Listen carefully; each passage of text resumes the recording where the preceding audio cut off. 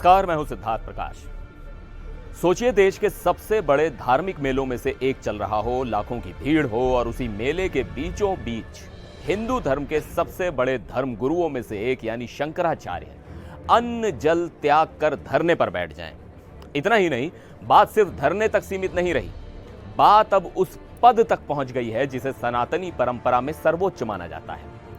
प्रशासन ने अब सीधे सीधे एक नोटिस थमा दिया है और पूछा है कि आप खुद को शंकराचार्य कहते तो हैं, लेकिन आप शंकराचार्य हैं, इसका सबूत क्या है? जी हां, प्रयागराज के माघ मेले में स्वामी अविमुक्तेश्वरानंद सरस्वती और प्रशासन के बीच जो खींचतान 18 जनवरी को शुरू हुई थी, वो अब एक बहुत बड़े कानूनी और धार्मिक विवाद में बदल चुकी है। आखिर क्यों प्रशासन ने शंकराचार्य की पदवी पर ही सवाल उठा दिया? क्या है वो सुप्रीम कोर्ट का आदेश जिसका हवाला दिया जा रहा है? और क्या वाकई ज्योतिष मठ की गद्दी को लेकर कोई पेंच फंसा हुआ है? आज के इस वीडियो में हम इस पूरे विवाद की एक एक परत खोलेंगे। सबसे पहले समझते हैं कि इस आग की चिंगारी कहां से भड़की। तारीख थी 18 जनवरी 2026, दिन था मौनी अमावस्या का। प्रयागराज में माघ मेला चल रहा था। स्वामी अविमुक्तेश्वरानंद सरस्वती अपनी पालकी में बैठकर शाही स्नान के लिए संगम की तरफ बढ़ रहे थे। जाहिर है, मौनी अमावस्या पर भीड़ बहुत ज्यादा होती है। प्रशासन का कहना है कि सुरक्षा और भीड़ को कंट्रोल करने के लिए प्रोटोकॉल बनाए गए थे। जब शंकराचार्य की पालकी संगम नोस की तरफ जाने लगी तो पुलिस ने बैरिकेडिंग करके उन्हें रोक दिया। प्रशासन का तर्क सीधा था कि आगे भीड़ बहुत ज्यादा है, पालकी ले जाने से भगदड़ मच सकती है या सुरक्षा में चूक हो सकती है। लेकिन वहां मौजूद शिष्यों और संतों को यह बात नागवार गुजरी। उनका कहना था कि शंकराचार्य को रोकना धर्म का अपमान है। थोड़ी धक्का मुक्की हुई, कहा सुनी हुई और बात इतनी बढ़ गई कि स्वामी अविमुक्तेश्वरानंद ने स्नान करने से मना कर दिया और वापस अपने शिविर में लौटकर अन्न जल त्याग दिया। उन्होंने साफ कह दिया कि जब तक प्रशासन अपनी गलती नहीं मानता, वो कुछ नहीं खाएंगे। यहां तक तो यह मामला सिर्फ सम्मान और प्रोटोकॉल की लड़ाई का लग रहा था, लेकिन असली कहानी शुरू हुई 20 जनवरी की रात को। जब शंकराचार्य अनशन पर बैठे थे, तब उम्मीद थी कि बातचीत से हल निकल आएगा, लेकिन मेला प्रशासन ने एक ऐसा दांव चला जिसने सबको हैरान कर दिया। प्रशासन ने स्वामी अविमुक्तेश्वरानंद को एक लिखित नोटिस भेज दिया। इस नोटिस में बहुत ही स्पेसिफिक सवाल पूछा गया। प्रशासन ने पूछा कि आप अपने नाम के आगे शंकराचार्य क्यों लिख रहे हैं? यह बहुत बड़ी बात थी। प्रशासन ने हवा में तीर नहीं चलाया था, बल्कि इसके पीछे उन्होंने देश की सबसे बड़ी अदालत यानी सुप्रीम कोर्ट के एक पुराने आदेश का हवाला दिया। प्रशासन का कहना है कि सुप्रीम कोर्ट ने आपके पट्टाभिषेक यानी कोरोनेशन पर रोक लगा रखी है और जब तक कोर्ट का फैसला नहीं आ जाता, तब तक कानूनी तौर पर यह पद विवादित है। इसलिए प्रशासन ने उनसे 24 घंटे में जवाब मांग लिया कि वो किस आधार पर खुद को शंकराचार्य बता रहे हैं और सरकारी सुविधाओं की मांग कर रहे हैं। अब आप सोच रहे होंगे कि क्या वाकई कोई ऐसा कोर्ट केस है? तो जवाब है हां। यह विवाद नया नहीं है, दशकों पुराना है।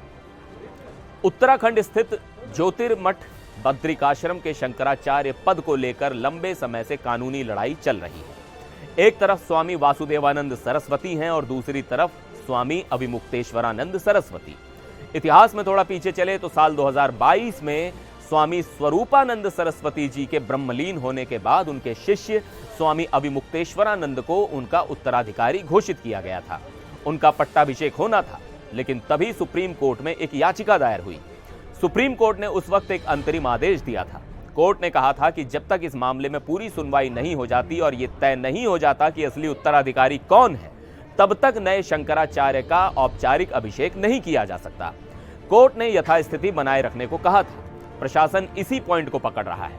उनका तर्क है कि जब सुप्रीम कोर्ट ने अभिषेक पर रोक लगाई है, तो तकनीकी रूप से अभी आप पूर्ण शंकराचार्य का दावा कैसे कर सकते हैं? प्रशासन को कानून का पालन करना है और कानूनन यह मामला अभी सब जुडिस है, यानी विचाराधीन है। इस पूरे विवाद पर अखिल भारतीय अखाड़ा परिषद के महामंत्री महंत हरिगिरी का बयान भी सामने आया है। महंत हरिगिरी ने साफ तौर पर मेला प्रशासन को क्लीन चिट दे दी है। उनका कहना है कि माघ मेले में शाही स्नान की कोई परंपरा नहीं है और सभी संत महात्मा सामान्य नियमों के तहत ही स्नान करते हैं। महंत हरिगिरी ने यह भी कहा कि गुरु समाज और परंपरा से बनाया जाता है, लेकिन कानून अपनी जगह है और प्रशासन को कानून देखना ही पड़ता है। उनके मुताबिक इस पूरे मामले में प्रशासन ने कोई गलत कार्रवाई नहीं की है और इसे बेवजह तूल दिया जा रहा है। इस विवाद पर पद्म विभूषण जगत गुरु रामभद्राचार्य का भी बयान सामने आया है और जिसे काफी अहम माना जा रहा है। रामभद्राचार्य ने साफ शब्दों में कहा है कि स्वामी अभिमुक्तेश्वरानंद के साथ कोई अन्याय नहीं हुआ है। उनका कहना है कि गंगा स्नान के लिए रथ या पालकी का प्रयोग शास्त्रों के खिलाफ है। रामभद्राचार्य ने यहां तक कहा कि वो स्वयं हमेशा संगम में पैदल जाकर स्नान करते हैं और नियमों का पालन करते हैं। उन्होंने प्रशासन की कार्रवाई और नोटिस को पूरी तरह सही ठहराया है और कहा है कि कोई भी संत या धर्मगुरु नियमों से ऊपर नहीं हो सकता। अब सिक्के का दूसरा पहलू भी देखना जरूरी है। स्वामी अभिमुक्तेश्वरानंद और उनके वकीलों का क्या कहना है। उनके वकीलों ने प्रशासन को जो जवाब भेजा है उसमें उन्होंने साफ लिखा है कि सुप्रीम कोर्ट ने पट्टाभिषेक समारोह पर रोक लगाई थी, लेकिन परंपरा पर नहीं। उनका तर्क है कि शंकराचार्य का पद कभी खाली नहीं रह सकता। जैसे ही एक शंकराचार्य ब्रह्मलीन होते हैं, उनका उत्तराधिकारी पद संभाल लेता है। उनका कहना है कि 2022 से वो लगातार शंकराचार्य के रूप में धार्मिक कार्य कर रहे हैं, परंपरा का निर्वहन कर रहे हैं। और सबसे बड़ी बात, उनका कहना है कि मेला प्रशासन कोई कोर्ट या धार्मिक संस्था नहीं है जो ये तय करे कि कौन शंकराचार्य है और कौन नहीं।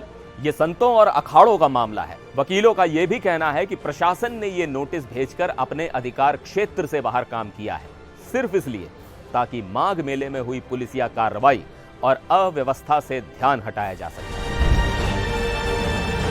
तो कुल मिलाकर तस्वीर यह है कि एक तरफ आस्था और परंपरा का पक्ष है जो मानता है कि स्वामी अभिमुक्तेश्वरानंद ही शंकराचार्य हैं, वहीं दूसरी तरफ प्रशासन और कानून है जो सुप्रीम कोर्ट के आदेश और आधिकारिक रिकॉर्ड के आधार पर आगे बढ़ रहा है।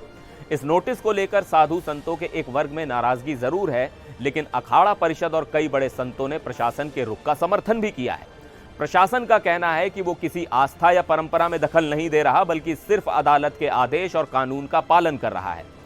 इस तरह ये विवाद अब सिर्फ माघ मेले की एक घटना नहीं रह गया है, बल्कि आस्था, परंपरा और कानून के टकराव की एक बड़ी बहस बन चुका है। फिलहाल के लिए बस इतना ही। आप इस पूरे मामले को कैसे देखते हैं? क्या प्रशासन का सवाल उठाना जरूरी है या फिर इसे परंपरा में दखल माना जाना चाहिए? अपनी राय कमेंट में जरूर बताइएगा। फिर मिलेंगे एक और वीडियो में। आप देखते रहिए NDTV इंडिया।